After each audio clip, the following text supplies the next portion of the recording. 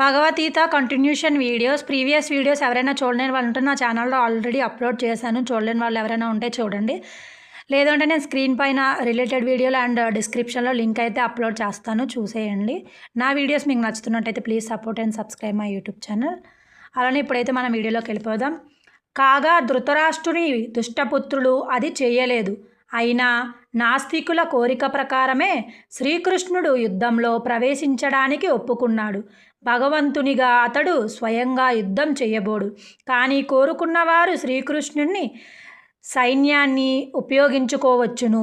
ఇంకొక పక్షము వారు స్వయంగా శ్రీకృష్ణుని సలహాదారునిగా, సహాయకునిగా పొందవచ్చును. అప్పుడు రాజనీతి చతురుడైన దుర్యోధనుడు కృష్ణుని సేనబలమును చేజెక్కించుకున్నాడు. కాగా పాండవులు అంతే ఉత్సాహముతో స్వయంగా శ్రీకృష్ణుడినే పొందారు. ఈ ప్రకారంగా శ్రీకృష్ణుడు సుప్రసిద్ధి వీలుకాని రథాన్ని నడపడానికి సన్నద్ధుడై అర్జున రథసారథిగా అయ్యాడు. యుద్ధ సన్నయుతులైన ఇరుపక్షాల వారు వ్యూహంగా నిలబడినప్పుడు ధృతరాష్ట్రుడు ఆతృతతో తన కార్యదర్శి అయిన సంజయుని వారు ఏమి చేశారు అని అడగడముతో ఇది మనలను భగవద్గీత ఆరంభము దగ్గరకు తీసుకొని వస్తుంది.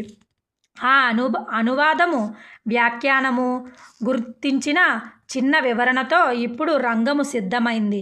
భగవద్గీతను ఆంగ్ల భాషలో వ్యాఖ్యానించేటప్పుడు రచయితులు శ్రీకృష్ణ భగవానుని ప్రక్కకు నెట్టివేసి తమ స్వంత భావాలను, తాత్వాలను చూపించడమే సాధారణంగా చేస్తూ వచ్చారు.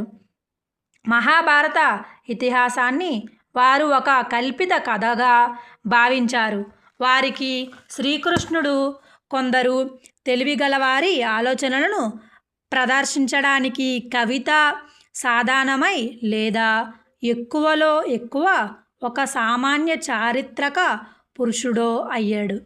కానీ గీత స్వయంగా పలికినట్లు శ్రీకృష్ణ భగవానుడు భగవద్గీత యొక్క లక్ష్యము, సారము రెండూ కూడా అయినప్పుడు కనుక ఈ అనువాదము, వ్యాఖ్యానము పాఠకుని శ్రీకృష్ణుని నుండి దూరముగా తీసుకొని పోకుండా శ్రీకృష్ణుని వైపుకే నడిపించే ఉద్దేశమును కూడా ఉన్నది.